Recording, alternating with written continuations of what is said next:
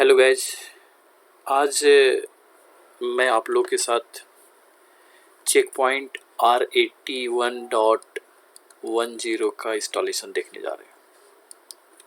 इसकी रिकॉर्डिंग बहुत दिनों से मैं चाह रहा था, बट आज मैंने इसको कंप्लीट करूँगा।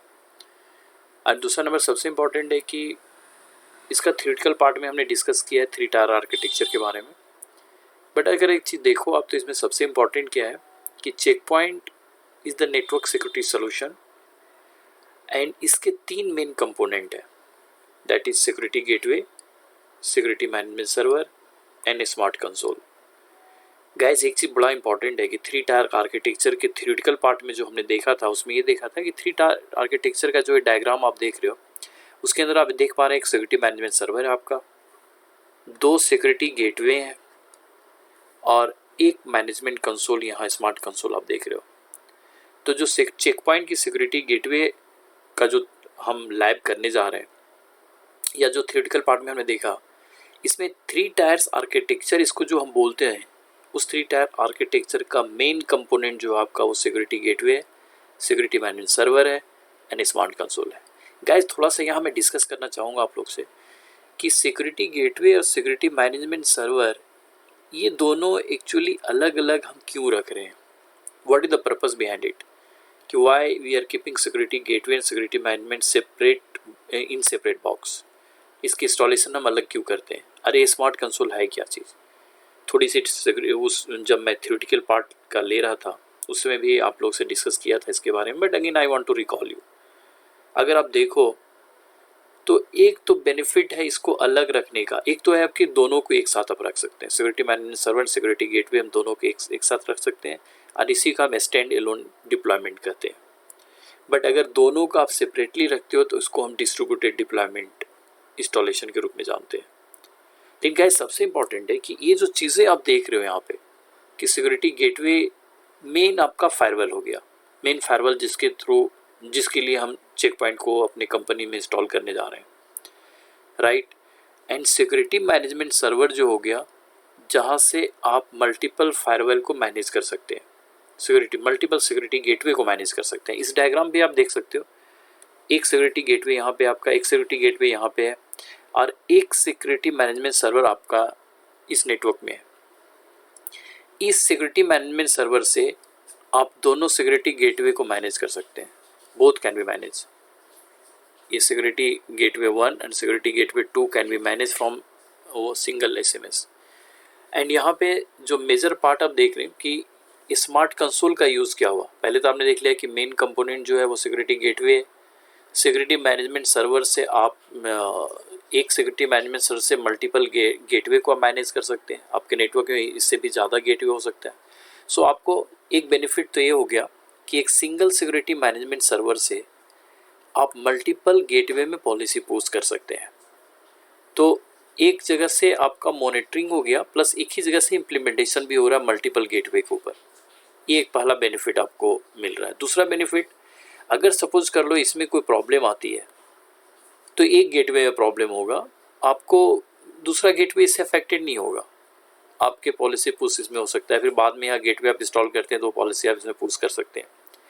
अगर स्टैंड एलोन डिप्लॉयमेंट रहता, अगर ये फायरवॉल आपका चला जाता, तो अल्टीमेटली एंटायर सिक्योरिटी मैनेजमेंट की जो पॉलिसी जिससे आप पुश कर रहे हैं वो भी इसी के अंदर है, प्लस गेटवे भी अंदर है, दोनों आपका चला जाएगा। तो बेस्ट प्रैक्टिस क्या है कि सिक्योरिटी मैनेजमेंट सर्वर को इंडस्ट्री में लोग अलग रखते हैं और मल्टीपल सिक्योरिटी गेटवे जो आपकी कंपनी में इंस्टॉल होने जा रहा है उसको आप एक सिक्योरिटी मैनेजमेंट सर्वर से उसको मैनेज करते हो। सो this is the benefit of this security management server and security gateway. Smart console को अगर देखें तो what is the use of smart console. तो स्मार्ट कंसोल में अगर देखो तो आपने देखा होगा कि आपके पास जो ब्राउजर्स हैं, जो आप इंटरनेट को ब्राउज करते हैं, है ना, ये ब्राउजर के केस में आपके पास मल्टीपल ब्राउजर्स भी हैं। वो ब्राउजर कौन है? आपका इंटरनेट एक्सप्लोरर एक ब्राउजर है, दूसरा नंबर ओपेरा है, गूगल क्रोम है। तो ये सारे ब्राउजर जो गूगल क्रोम आप यूज़ करें तो गूगल क्रोम के अंदर क्या है, ये सारे आपको एक प्लेटफॉर्म देते हैं जहाँ पे आप इंटरनेट को यूज़ करते हो, राइट। इंटरनेट एक्सप्लोरर से आप गूगल अपना मेल या जो भी इंटरनेट पे आपको यूज़ करना है, यूट्यूब चैनल देखना है, फेसबुक देखना है और भी मल्टीपल चैनल दे, अपनी कंपनी का वेबसाइट आप ओपन कर रहे हो, तो ये सारे किसी न किसी ब्राउज़र पे ही आपका ओपन होता है, right. So browser is nothing but it is giving the platform to monitor the things. आप जो भी आपकी कंपनी का डिटेल है वो आप ब्राउज़र में ओपन करके आप उसको मैनेज करते हैं, राइट। तो कोई ना कोई ब्राउज़र तो आपको चाहिए to run the internet, to check the mail and everything. So guys, यहाँ सबसे इम्पॉर्टेंट है, अगर आप security gateway, security management server, इसको आप मैनेज करना चाहते हैं तो you need one smart console. इस स्मार्ट कंसोल पे क्या होगा, ये एक प्लेटफॉर्म ब्राउज़र की तरह मिलेगा जहाँ पे आप smart console security management server को आप ओपन कर पाएंगे, सिक्योरिटी गेटवे को आप देख पाएंगे, एंड क्या पॉलिसी आप पुश करने जा रहे हैं वो इस एक प्लेटफॉर्म के थ्रू आप इसको यहाँ पे आप देख सकते हैं। इसको दूसरे टाइप से एग्जांपल ले सकते हैं स्मार्ट कंसोल का, जिसके अंदर आप ये कह सकते हैं कि आपका एक टाइप से आप ये कह सकते हैं कि एक प्लेटफॉर्म है जहाँ पे आप इसको दोनों को मैनेज कर सकते हैं, राइट। नॉन टेक्निकल एग्जांपल मेरे दिमाग में आ रहा था बट मैंने उसको स्किप किया कि वो नॉन टेक्निकल एग्जांपल मैं यूज़ ना करूँ। बट यहाँ पे देख सकते हैं कि जो browser is the best example, कि ब्राउज़र के थ्रू आप इसको मैनेज कर सकते हैं।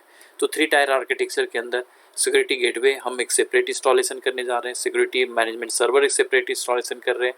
हम ये भी लर्न करेंगे कि सिक्योरिटी कंसोल कैसे आप अपने लैपटॉप में इसको यूज़ करोगे। सो नेक्स्ट स्लाइड में आपको ये क्लियर पिक्चर आ जाएगा। सो गाइज, यहाँ पे अगर देखते हैं तो मोड ऑफ इंस्टॉलेशन पे हमने डिस्कस किया। मोड ऑफ इंस्टॉलेशन आपका स्टैंड अलोन डिप्लॉयमेंट हो गया, डिस्ट्रीब्यूटेड डिप्लॉयमेंट हो गया, MDS, stand alone, full HA and bridge mode. But अभी जो हमारा डिस्कशन होगा वो ये 2 इंस्टॉलेशन पे हम डिस्कस करने जा रहे हैं, stand alone deployment and distributed deployment. अभी भी आप लोग से हमने डिस्कस किया था कि स्टैंड अलोन डिप्लॉयमेंट जो होगा जिसके अंदर security management server and gateway दोनों, security management server and gateway दोनों आपको एक ही सिंगल बॉक्स में रहेंगे, right. Management server and gateway दोनों एक ही बॉक्स में रहेगा।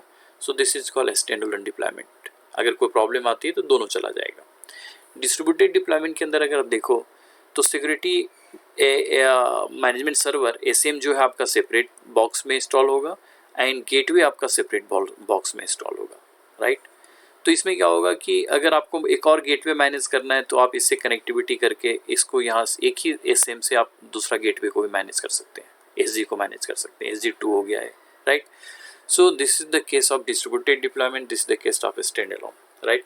हम दोनों का इंस्टॉलेशन लर्न करेंगे कि स्टैंड अलोन डिप्लॉयमेंट कैसे होगा एंड डिस्ट्रीब्यूटेड डिप्लॉयमेंट कैसे होगा, दोनों का प्रोस एंड कॉन्स क्या है वो बिगनिंग से हम जान रहे हैं। एंड गाइस, सबसे इंपॉर्टेंट है कि दोनों के इंस्टॉलेशन पे हम सारे लैब कर सकते हैं, right.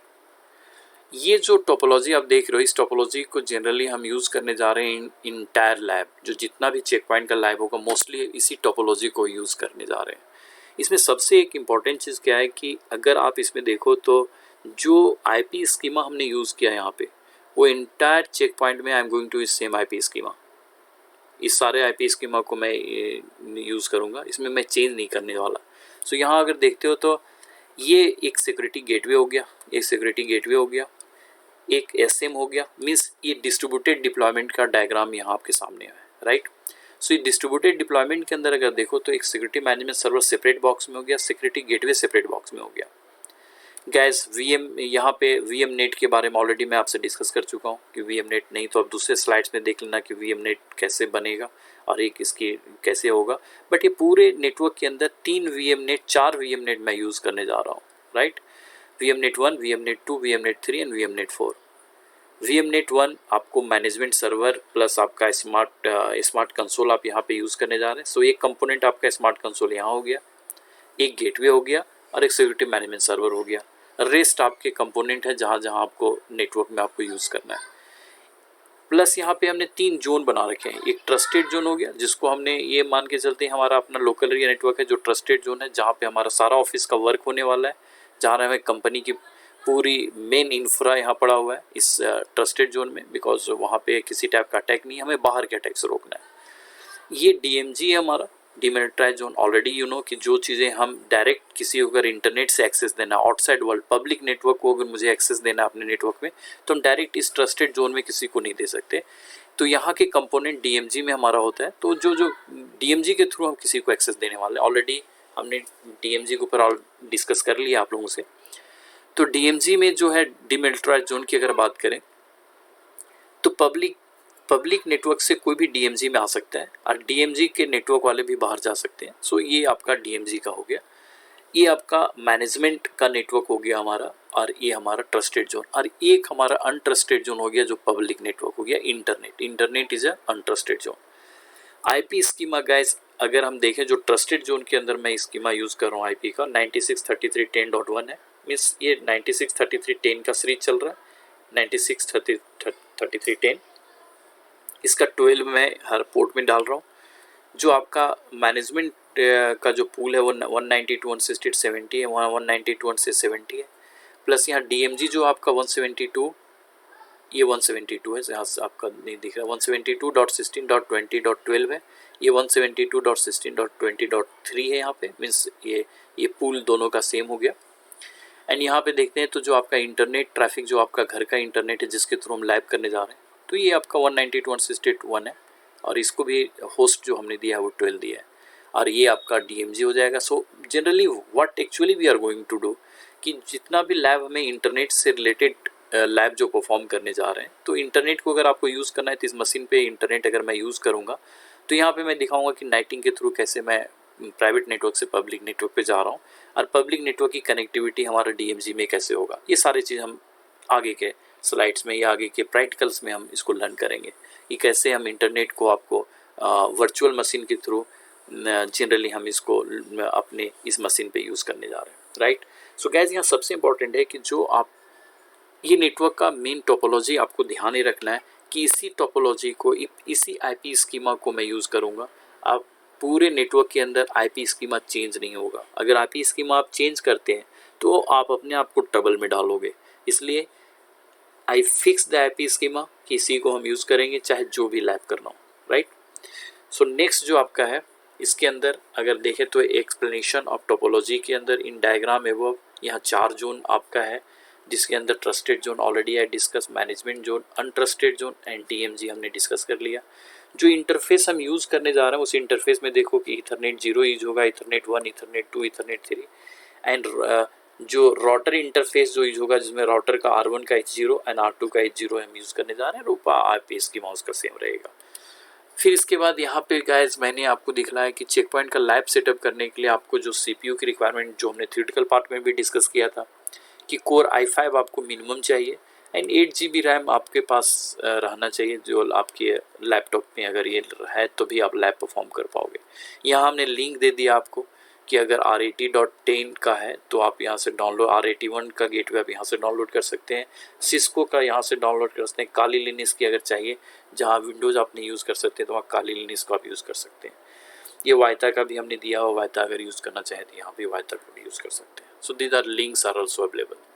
Now guys implementation of the lab में यहाँ अगर देखें डू नॉट चेंज एनी, यहाँ जो एक नोट हमने लिखा है कि do not change any default setting on resource allocation. यहाँ पे जो हमने जिस ढंग से दिया उसको आपको चेंज नहीं करना है।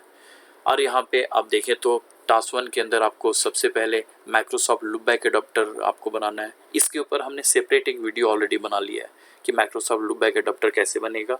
फिर आपको यहाँ पे कैसे ये सारे स्टेप उसी के माइक्रोसॉफ्ट लूपबैक एडाप्टर का है, और यहाँ से यहाँ तक आपको ये सारे लूपबैक एडाप्टर करके इसको रेडी कर लेना है।